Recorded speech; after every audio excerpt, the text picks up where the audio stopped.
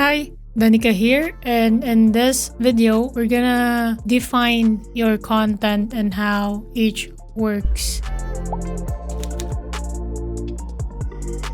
So, when building a membership site, it's super important to define it first, like whether that's written or visually.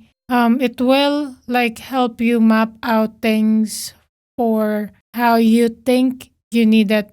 My suggestion is to ignore anything that you see online first. Like if you see this fancy and overly structured membership sites that's very famous, ignore that first. Start with a very simple version and just define and try to connect the dots for how you think this will work for you. And in this process, you'll be able to recognize the very first items that you think you need to set up first, or you need to do a research first. So again, define it. I used a visual board, like example Miro. I also use Notion to jot down my notes. So depending on which platform you're comfortable, take advantage on that one. You can even just use the notes taking apps or even just paper and write it down. Whenever I have a new project, I always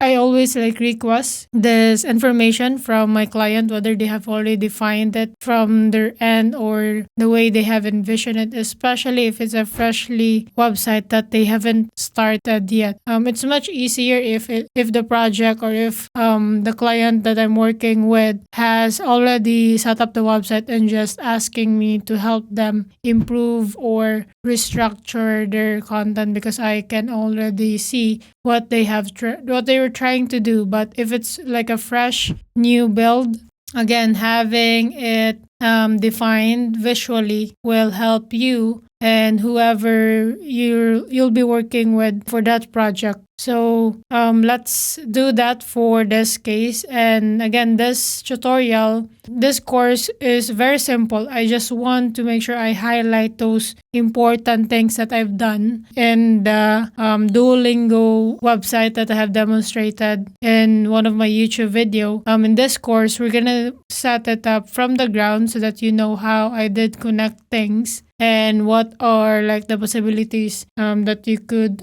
do.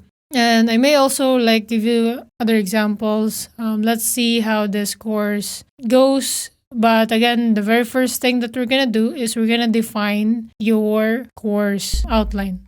Okay, to get started, I am now in Miro. I'm gonna use this platform to walk you through on the content. Now, other than Miro, I also have taken some data on the website that we're trying to mimic. So, example, in this course, we're gonna try to mimic or copy the Duolingo website. Not entirely, because they have a lot of things going on, but just the basics. So what I have here is, other than Miro, I'm also using Snagit to take screenshots and record screen from day to day. So highly suggest you check that out, Snagit. So far, I've used Loom and Awesome Screenshot and other stuff. In combination, it seems like Snagit has the best feature and options that's available. So check that out if you're not using any screenshot or screen recording app yet. But in here, what I've done is I've taken a screenshot. So I've taken a screenshot since the beginning of how Duolingo will allow you to choose your path. So I've taken a screenshot of that one and how each change from one page to another, so that I get an idea. So that's usually one of my first step as well. So if there's a website that I like or think will be helpful, or I can take advantage from the project that I'm working on, so I always take a screenshot and try to record that so that later on I can use this screenshot and review or else copy what they're doing. For sure, Duolingo has invested a lot of time and research regarding e-learning, especially for this type of format. So you can take advantage of that one and see how they're doing and how they are like also allowing their members to mark things off when they like show a pop-up.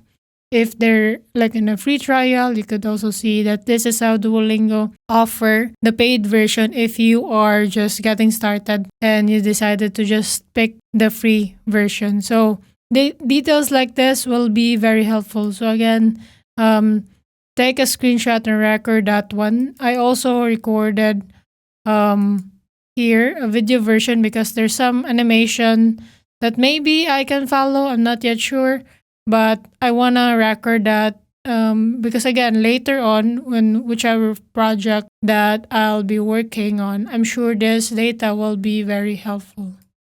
Now, other than Miro and Snagit, I know some are also using Figma. Now, we use Figma. I and my team, whenever we build, we have a project for WordPress membership sites. But we do the Figma version once we have defined the content and how each works. Because in Figma, we will create the wireframe and how we think the layout should look. And we don't want to be distracted by that. We want to define first in this stage how it works in terms of content and stuff and how everything is connected.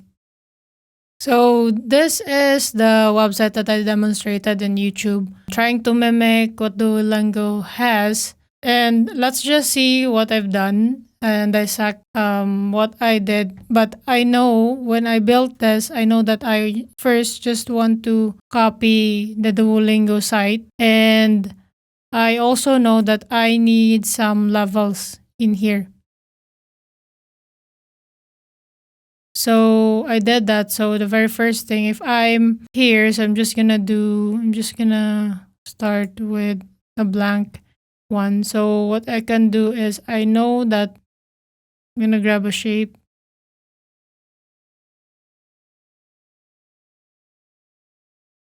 So I know that user, so if this is the user, so we have two cases. Visitors, so non logged in, and then we also have students, so non login and login students, which non login user and login user. So I think I need to rename that students.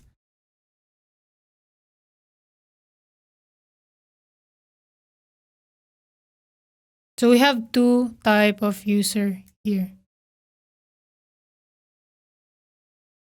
So we define that, and then in here, so I already know that I need login pages, of course, and then I also need non-login pages. So in my case, I have already set that up. I know that I need, so example for the visitors non-login, I need to point to registration page. So I know that I need that, and then I can connect this to. And then for the students who are login, I will just point them to the dashboard page. So define this. So from non-login users and login users, you need to define that and connect. I'm sure in your case there's gonna be lots, but what's nice with Miro is you can like decide put another one here and then like create different scenario. And for me, the way it looks is just very easy to understand. So once you're finished defining your course and how you think it will work, even if you haven't set it up yet, even if you haven't built it up yet, then that's the time that you can then proceed to the next step.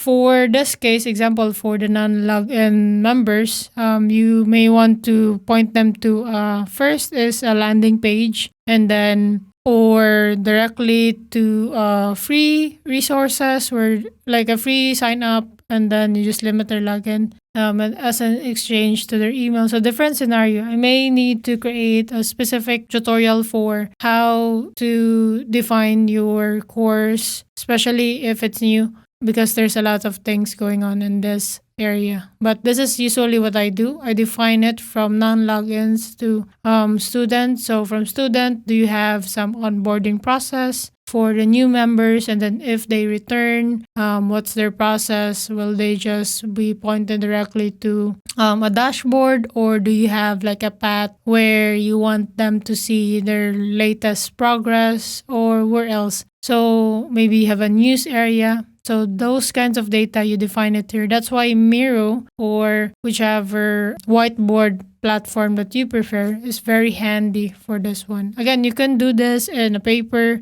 and then when it's ready for, when you think it's ready to be handed to a developer or whoever you're working with, then you can just take a picture in that one. But I like using Miro because it says easy to force update whenever there's a change that I think is necessary in terms of flow. So I hope this video helps. It's not like purely complete regarding defining your course because again, there's a lot of levels going on. I'm gonna need to create a longer version for this for sure, but for now, start with here, take advantage on the available apps out there like Miro, Notion, or even just paper. Do not get hooked with designing it right away, like jumping in Figma or hiring a designer to create your UX and UI. It will just waste your time and you may not be even happy with the outcome because you haven't